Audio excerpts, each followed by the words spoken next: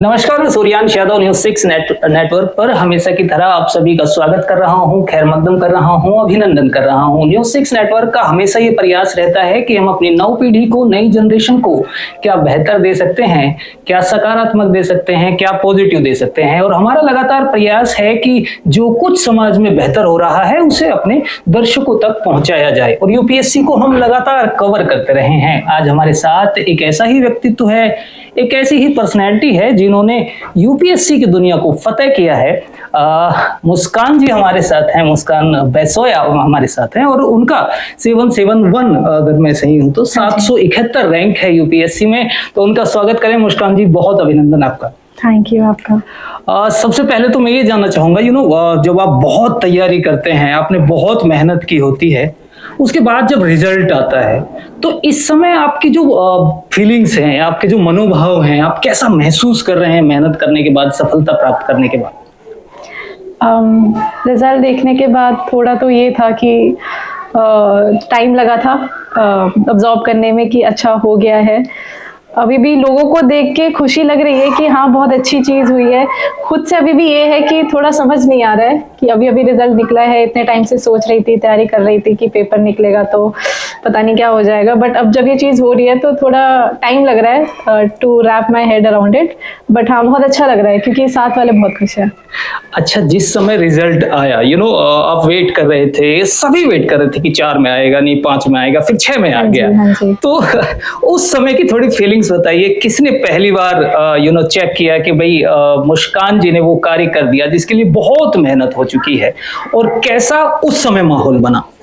जी, result के 1 हफ्ते पहले तो बहुत एंजाइटी हो रही थी जी। क्योंकि टेंटेटिव डेट 2 की दे रही थी कि 2 तारीख को आ जाएगा, नहीं आया, 3 को नहीं आया। फिर अभी मैं क्योंकि जामिया रह रही थी तो होली पे मैं घर आ गई थी अपने। तो रिजल्ट जिस दिन आया उस दिन मैं अपने घर पर ही थी, और उस दिन भी सुबह से मैसेजेस आ रहे थे कि अब आ जाएगा, अब आ जाएगा। तो फ़ोन मेरे हाथ में ही था, और जैसे ही रिजल्ट आया तो मेरे को रिफ्रेश हो गया था नोटिफिकेशन की आ गया है। मैंने पीडीएफ चेक करी, मेरा नाम था, मैंने अपनी बहन को दिखाया, अपनी मम्मी को दिखाया, फिर 1-2 जगह से पहले कंफर्म कर लिया कि मेरा ही नाम है और पीडीएफ सही है। उसके बाद पापा को दिखाया, बहुत अच्छा लगा था। ये कंफर्म कर लेना आजकल आवश्यक हो गया है, क्योंकि जो कुछ खबरें चल रही हैं, बहुत सारी ऐसी खबरें हैं जो आपको कहीं ना कहीं डावाडोल स्थिति में डाल सकती हैं कि यही मुस्कान है जी, यही मुस्कान जी है, या मध्य प्रदेश वाली मुस्कान है, या महाराष्ट्र। खैर, मैं आगे बढ़ता हूँ। मुस्कान जी, परिवार ने कैसे रिएक्ट किया? सभी मेहनत करते हैं, चाहे बैकग्राउंड में रहकर करें, लेकिन उनकी बहुत मेहनत होती है। उन्होंने कैसे रिएक्ट किया? मेरी बहन और मेरी मम्मी तो मेरे साथ ही थी। उन्हें बहुत खुशी हुई देख के, उन्होंने मुझे गले लगा लिया था। फिर पापा को दिखाया तो पापा की आंखों से थोड़े बहुत आंसू निकले थे। उन्हें भी यकीन नहीं हो रहा था कि अच्छा आ ही गया है, क्योंकि इस बार का इतना एक्सपेक्टेड नहीं था। बहुत खुशी हुई। लेकिन अच्छा, अब मैं वहां आता हूँ। आपने कहा कि थोड़ा सा जब आपने रिजल्ट देखा, आपके परिवार ने रिएक्ट किया, उसके बाद जो कुछ होता है, रातों रात फोनों की घंटियां बजने लगती हैं, लोगों की शुभकामनाएं आने लगती हैं, और ऐसा लगता है कि पूरी दुनिया बदल गई। थोड़ा सा उस एक्सपीरियंस के बारे में बताइए, कितना रिंग कर रहा था उस समय आपका फोन? ये तो बहुत ट्रूली डिफरेंट एक्सपीरियंस रहा है, क्योंकि इससे पहले मैं बहुत डिस्कनेक्टेड से रही थी, काफ़ी टाइम से पढ़ाई कर रही थी, तो अकेले कहीं आना जाना नहीं होता था। बाकी हमारा परिवार था, उधर बात होती थी, बट परिवार के अलावा गांव में इतने लोग हैं जो घर पे मिलने आए हैं, और हमारे एरिया के काफ़ी सारे लोग, और मैं अपने गांव भी आई हूँ अभी आज, तो यहाँ पे भी काफ़ी लोग हैं जो नेबर्स हैं, सारे लोग आए हैं, मिल रहे हैं। तो अब इतने सारे नए चेहरे देख के बहुत खुशी मिल रही है, और ये भी दिख रहा है कि मेरे सक्सेस से इन लोगों को कितना अच्छा लग रहा है। आज हम जो है मुस्कान जी के गांव में ही हैं, और हमने भी उनका स्वागत कार्यक्रम कवर किया है, हमें भी बड़ा अच्छा लगा। अच्छा, मुझे थोड़ा सा इस स्वागत कार्यक्रम में आपको कैसा फील हो रहा है? जैसा मैंने कहा कि कभी कभी हमारी सफलता के पीछे केवल हम नहीं होते, बहुत सारे लोग होते हैं, और आपके गाँव ने जो स्वागत किया है उस पर अगर आप 2 लाइनें कहना चाहें। जी, गांव में मैंने जितना एक्सपेक्ट करा था उससे कहीं बढ़कर इन लोगों ने मेहनत करके मेरा स्वागत करा। हमने पूरे गांव के चक्कर लगाए थे, काफ़ी लोग आए, इतनी सारी मालाएं पहनाई है उन्होंने, त्योहार दिए हैं, फूलों के गुलदस्तों से भर दिया था मुझे। और वही कि एग्जाम मेरा निकला है, बट वही मैंने ये चीज़ पहले भी कही थी कि मुझे नहीं लग रहा सिर्फ मेरा निकला है, मेरे परिवार का मेरे साथ ये एग्जाम निकला है, क्योंकि मेहनत मेरे अकेले की नहीं थी, सबकी थी। अच्छा, जब रिजल्ट आता है और रिजल्ट बहुत ऐसा आ जाए जैसा हमने उम्मीद की हो और जैसा आपका आया भी, तो फिर ढोल नगाड़ों वाला हिसाब होता है, मिठाइयों शिठाइयों वाला हिसाब होता है, वो हुआ? आपने कैसे सेलिब्रेट किया, या चुपचाप आपने वो पढ़े लिखे लोगों की तरह बस जी? जी, मैंने तो बहुत कोशिश करी थी कि मैं थोड़ा रहूं, घर में रहूं, ज़्यादा ना निकलूं, लोगों से ना मिलूं। जी। बट लोग आए, बहुत सारी मिठाइयाँ लेकर आए, हमारे घर में गुलदस्ते भर गए थे, मिठाइयों के डब्बे भर गए थे, क्योंकि मुझे आदत नहीं है इतने लोगों से मिलने की या बातचीत करने की। बट जब आए हैं, सब मिल रहे थे, तो ये देख के बहुत अच्छा लग रहा था कि सब लोग मेरी खुशी में बहुत खुश थे। मेरे सक्सेस से सबको बहुत अच्छा लग रहा था और सबने मुझे एज एन मेंटोर और एज एन इंस्पिरेशनल स्टोरी अपने फैमिली को, अपने बच्चों को भी दिखाया और उनके बच्चे भी आके मिले थे, तो बहुत अच्छा लगा। अच्छा, अब मैं ऑन ए सीरियस नोट उस विषय पे आता हूँ जहाँ हम यूपीएससी के लिए तैयारी शुरू करते हैं। मुस्कान जी, कहाँ से आपको लगा कि you should go for UPSC और सिविल सर्विसेज?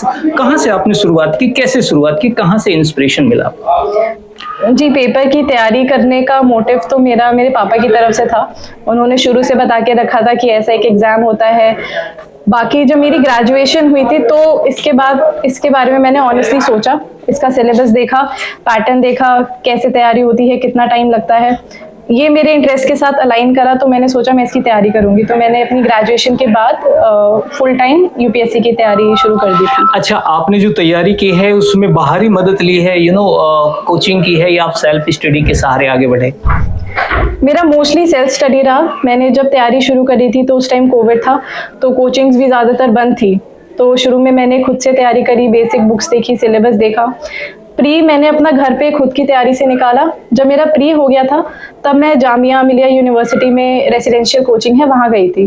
तो मेरी मेंस की तैयारी के लिए और इंटरव्यू के लिए गाइडेंस वहाँ से मिली। वहाँ पे भी ऑल्दो आपको खुद ही पढ़ना होता है, वहाँ पे कोई टीचर्स नहीं होते, बट वहाँ का जो एटमॉस्फेयर होता है, जो पीयर्स आपको मिलते हैं, जो गाइडेंस मिलती है, वो बहुत अच्छी रहती है। अच्छा, जब आप यूपीएससी की तरफ चले जाते हैं तो फिर एकदम अलग दुनिया होती है। आपको बहुत पढ़ना पड़ता है, बहुत लिखना पड़ता है, बहुत कुछ समझना पड़ता है। अगर मैं आपसे ये पूछ सकता हूँ कि इस यूपीएससी की जर्नी ने कोई 2-3 चीज जो आपको सिखा दी हैं, जो आपके अंदर बदल दी हैं? आई थिंक यूपीएससी की तैयारी का नंबर 1 चीज़ मैं ये कहूँगी कि it's a very humbling experience. ये आपको बहुत ग्राउंडेड कर देता है। लोगों में जो एरोगेंस होती है, क्योंकि जब आपको इतने फेलियर्स फेस करने पड़ते हैं ना, तो आपको समझ आ जाता है कि आप हम्बल रहे, जो चीज़ें आ रही है उन्हें एक्सेप्ट करें।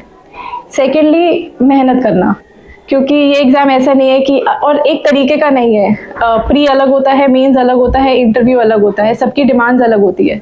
तो आपको वो मेहनत करने का, हार्डवर्क करने का आपके अंदर वो जज्बा होना चाहिए। और तीसरी चीज़ आई थिंक एक्सेप्टेंस। ये मेरा एग्ज़ाम निकल गया, बहुत अच्छी बात है, बट कई बच्चे हैं जिनका नहीं निकलता। तो मुझे लगता है यूपीएससी आपको एक्सेप्ट करना भी सिखा देता है कि अगर आप फेलियर्स भी फेस कर रहे हो तो उन्हें अच्छे से एक्सेप्ट करना और उसके आगे बढ़ना। अच्छा, मैं प्रीलिम्स पे आता हूँ, क्योंकि अब प्रीलिम्स 2026 वाला बहुत दूर नहीं है मुस्कान जी। तो अगर आपने प्रीलिम्स को किस तरह से अपने आप को तैयार किया था, और कौन सी वो चीजें हैं जो आपको लगता है मोस्टली गलतियां करते हैं, अगर ये सुधार हो जाए तो हमारा रास्ता आसान हो जाता है? आई थिंक प्रीलिम्स की तैयारी करने के लिए 3 चेकलिस्ट है जो आपको फॉलो करनी चाहिए। पहला है कि आपके स्टैटिक बेसिस कवर होने चाहिए, जो बेस रिसोर्सेज हैं, जो भी टेक्स्ट है, एनसीईआरटीज है, बुक्स है, वो अच्छे से पढ़ी होनी चाहिए। सेकेंडली हो गया कि आप मॉक्स लगाए, एमसीक्यू सॉल्व करें। तीसरा हो गया कि आप पीवाईक्यूज को ना छोड़ें। तो पीवाईक्यूज का एनालिसिस करना, उसमें काफ़ी सारी निटिग्रिटीज होती है कि आप हर बार, मैं भी अभी भी पीवाईक्यूज दोबारा सॉल्व करती हूँ, मुझे नई नई चीज़ें दिखती हैं। मैंने अपने शुरू के अटेम्प्ट में मॉक्स ज़्यादा नहीं लगाए थे और पीवाईक्यूज पे फोकस नहीं करा था, जो मैंने तीसरे अटेम्प्ट में किया और फिर मेरा प्री निकल गया। तो I think that is the key. अच्छा, आपने मटेरियल की बात की प्रीलिम्स के लिए। मैं निश्चित रूप से चाहूँगा, क्योंकि जो नए एस्पिरेंट इस दुनिया में आना चाहते हैं, वो स्टडी मटेरियल कहाँ से जोड़ा, क्योंकि इतना है मार्केट में मुस्कान जी कि कभी कभी आपको कंफ्यूजन हो जाता है कि इधर जाऊँ तो कैसे और उधर जाऊँ तो कैसे। थोड़ा सा मुझे अपने बुक लिस्ट के बारे में, आपने किस तरह तैयारी की है उसके बारे में, खासकर जैसा मैंने कहा 2026 के प्रीलिम्स को अगर ध्यान में रखा। जी, एनसीईआरटी तो आई थिंक 11th-12th की सारी सब्जेक्ट्स की कवर की जा सकती है, पॉलिटी, ज्योग्राफी, हिस्ट्री, इकोनॉमी। उसके बाद सिलेक्टिव सब्जेक्ट्स के लिए, पॉलिटी के लिए वी हैव लक्ष्मीकांत, इकोनॉमी मैंने विवेक सिंह से करी थी, दैट इज सफिशिएंट। एनवायरनमेंट के लिए पीएमएफआईएस के नोट्स आते हैं, साइंस एंड टेक के लिए किसी भी कोचिंग का मटेरियल मिल जाए, विजन का या बाजीराम का चल जाता है। उसके अलावा यू हैव हिस्ट्री में मैंने मॉडर्न के लिए स्पेक्ट्रम करी थी और एंशिएंट और मेडिवल हिस्ट्री मैंने एनसीईआरटी से कवर करी थी। बाकी मेन की प्रीलिम्स में ये है कि आप सोर्सेज के पीछे ना भागे। 10 बुक एक सब्जेक्ट के लिए पढ़ने की जगह कि आप एक बुक को 10 बार पढ़िए, क्योंकि मार्क्स वहीं से फेच होते हैं। तो भाई मैंने बोला बेसिक अपना कवर करें अच्छे से और फिर उनको पीवाईक्यू से सप्लीमेंट करें। अगर आपको कहीं पे नॉलेज गैप लग रहा है तो आप पीवाईक्यूज के थ्रू जाए, आप सोर्सेज को ना भागे। अच्छा, आपका ऑप्शनल क्या रहा मुस्कान जी? सर मेरा एंथ्रोपोलॉजी ऑप्शनल था। अब मैं मेंस पे आता हूँ। जब हम मेंस के लिए जाते हैं प्रीलिम्स के बाद तो बहुत लिखना पड़ता है, और जब मैं कहता हूँ कि केवल लिखना नहीं पड़ता, बहुत गढ़ना पड़ता है और तरीके से लिखना पड़ता है। तो थोड़ा मुझे उस अपनी रणनीति के बारे में, मेंस के बारे में बताइए। जी, मेंस की तैयारी मैंने प्री और मेंस के बीच में करीब 3 महीने का गैप था। रिजल्ट जब आया था उसके बाद 2 महीने का गैप था। वो 2 महीने बहुत बहुत बुरे थे। उन 2 महीने मैंने जितनी पढ़ाई करी है, जितनी मेहनत करी है, उतनी मैंने आई थिंक पिछले 3 साल में नहीं करी थी। मैं ऑलमोस्ट हर दिन फुल लेंथ टेस्ट लिख रही थी। हर दूसरे तीसरे दिन मैं हाफ सेक्शनल टेस्ट लिखती थी। तो मतलब 3 घंटे का टेस्ट, फिर अगले दिन 1.5 घंटा, फिर 3 घंटे का टेस्ट। ये साइकिल चली है 2 महीने तक। फिर जब फाइनल एग्जाम था उसके 1 हफ्ते पहले भी हमने सिमुलेशन एग्जाम्स लिखे थे। तो जैसे यूपीएससी के एग्जाम होते हैं 5 दिन लगातार होते हैं, वैसे ही एग्जाम के 4 दिन पहले वही खुद से लिखा था। तो लिखना तो काफ़ी पड़ता है, और उसके साथ साथ रिवीजन पे काफ़ी सारा फोकस था।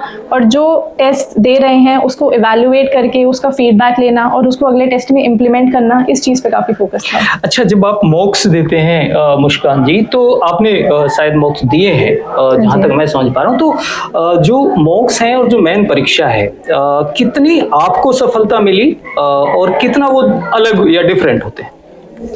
जी, मेरा जो इंटरव्यू डेट था दैट वाज ऑन 11th, और डेट जो आई थी इंटरव्यू की दैट केम ऑन 2nd। तो मेरे इंटरव्यू के लिए मुझे ज़्यादा टाइम मिला नहीं था प्रिपेयर करने का। मैं बीच में 3 मॉक दे पाई थी। इंटरव्यू प्रिपरेशन के लिए मॉक का सिर्फ उतना रोल है कि आप किसी दूसरे बंदे के सामने बैठ के कंफर्टेबल हो जाए बात करने के लिए, आप अपना बॉडी पोस्चर मेंटेन कर सके। कुछ निटिग्रिटीज होती है, आपके हैंड जेस्चर्स क्या है, आपका आई कांटेक्ट क्या है। आई थिंक मॉक सिर्फ उस चीज़ पे काम कर सकता है। जो कंटेंट होता है मॉक का, वो फाइनल इंटरव्यू से के जैसा बिल्कुल नहीं होता। तो मॉक्स में जैसे क्वेश्चंस पूछे जाते हैं, आई डोंट थिंक कि वो फाइनल इंटरव्यू में रिफ्लेक्ट होते हैं। तो मॉक से सिर्फ उतना फीडबैक ले। एंड आई थिंक मॉक्स कभी कभार बहुत क्रिटिकल भी हो जाते हैं, बहुत क्रिटिसाइज कर देते हैं कैंडिडेट्स को, उनका कॉन्फिडेंस डाउन कर देते हैं। तो वही है कि take everything with a pinch of salt. आपको जहाँ जोन सी एडवाइस लग रही है आप बस उतना ले। और क्योंकि UPSC ultimately it's a very different experience, वो जब आप जाते हैं रूम में आपको तभी पता चलता है। अच्छा, मैं ये भी चाहूंगा कि प्रीलिम्स के लिए जो मॉक्स आपने दिए हो, उनकी स्कोरिंग के बारे में, उनके स्कोर के बारे में आप थोड़ा बताइए, और जो वास्तविक स्कोर है उसके बारे में थोड़ा बताइए। कभी कभी हम डिमोटिवेट हो जाते हैं, तो मेरा तो स्कोर हो ही नहीं रहा, मुझ पर तो होगा ही नहीं, उस तरह से। जी, आई थिंक सेम चीज़ मॉक्स में भी जाती है। आप कभी भी मॉक्स में आपका जितना स्कोर आ रहा है उससे खुद को क्रिटिसाइज ना करें। अगर 60s 70s में और उससे कम भी आ रहा है वो ना देखें। मॉक्स का सिर्फ एक पर्पस होना चाहिए कि आप जो अवॉइडेबल मिस्टेक्स हैं उनको ना करें। अगर कोई क्वेश्चन आपको आता था, वो आपने गलत करा, वो चीज़ से आपको बचना है। अगर कोई ऐसी चीज़ है जो आपको आती नहीं थी तो आप पढ़ सकते हो, नॉलेज गैप हो सकता है, बट जितना आपने पढ़ा हुआ है आपको उतने में 90-95% एफिशिएंसी से कोशिश करनी चाहिए कि वो मेरा हो जाए। एंड अगेन स्कोर्स को हार्ड पे नहीं लेना, क्योंकि फाइनल में मैंने कई बच्चे ऐसे देखे जिनके मॉक्स में काफ़ी अच्छे स्कोर्स आते थे बट उनका फिर प्री नहीं क्लियर होता। तो again it's not an actual reflection कि आपका परफॉर्मेंस कैसा होने वाला है। अच्छा, अगर मैं ये कहूँ कि भाई मुस्कान जी को खुद को जो है इस पूरी जर्नी और जो भी अब तक आपने इस अनुभव से सीखा है उसमें अपने आप को परिभाषित करना हो कि भाई मुस्कान की अगर 1-2 लाइनों में परिभाषा मुस्कान जी के अनुसार हो सकती है तो वो ये हो सकती है। सर आई थिंक ये यूपीएससी के दौरान ही मेरी एक लाइन की फिलॉसफी बन गई थी, जो मैंने थ्रू आउट फॉलो करी और अभी भी फॉलो कर रही हूँ। वो है कि मिल जाए तो शुक्र और ना मिले तो सब्र। तो तो अगर अभी नहीं मिल रहा है तो हैव पेशेंस, मिल जाएगा। और अगर मिल जाए तो हवा में नहीं उड़ना, बहुत ज़्यादा एरोगेंस में नहीं आना, बी वेरी ग्रेटफुल जो अभी आपको मिला उसके लिए। तो मुस्कान जी शेरो शायरी भी कर लेते हैं या ये 2 लाइनें ही आपने छुपाई थी? नहीं सर, बस यही 2 लाइनें हैं और नहीं। अच्छा, लास्ट में जो आने वाले समय में एस्पिरेंट यूपीएससी की तरफ जा रहे होंगे, कौन से 3-4 गुण आप मानते हैं कि भाई ये चीजें बहुत आवश्यक हैं अगर आपकी यात्रा इस तरफ है? आई थिंक सबसे पहला तो ये होना चाहिए कि you should have the willingness to work for the public. आपको अगर सिविल सर्विस में जाना है तो तभी जाइए जब आप लोगों के सर्वेंट बन सकते हैं। तो पहला मोटिव अच्छा होना चाहिए। दूसरा, आपको हार्ड वर्क करना आना चाहिए। ये ऐसा एग्जाम नहीं है जो एक बारी में निकल जाएगा। तो फेलियर्स आए तब भी हैव सम करेज कि आप मेहनत कर सके। And third, I think having a strategy. तो बिल्कुल डाइव नहीं करना प्रिपरेशन में, आपके पास प्रॉपर स्ट्रैटेजी होनी चाहिए। आपको अपना स्वॉट एनालिसिस करना चाहिए, आपके क्या स्ट्रेंथ्स है, क्या वीकनेस है, कौन से सब्जेक्ट्स आपको लगता है कि आप आराम से पढ़ लेंगे, कहाँ ज़्यादा मेहनत करने की ज़रूरत है। ये सारी चीज़ें करके आपको एक प्लान बनाना चाहिए और फिर उसमें लग जाना चाहिए। तो be very willing and be very honest अपनी प्रिपरेशन के साथ। हाफ हार्टेडली प्रिपरेशन नहीं हो सकती। बहुत अच्छा लगा आपसे बात करके, और आज पूरा दिन मैंने आपको देखा है। एक चीज कही जा सकती है कि आप डाउन टू अर्थ हैं और स्वीकार कर रहे हैं। बड़ी सफलताएं जो होती हैं वो बड़े सौभाग्य से मिलती हैं, लेकिन उन्हें संभालना एक योग्यता होती है और वो आपके पास दिखाई दे रही है। तो अभी हमसे बात करने के लिए, समय निकालने के लिए आपका बहुत शुक्रिया मुस्कान जी। Thank you.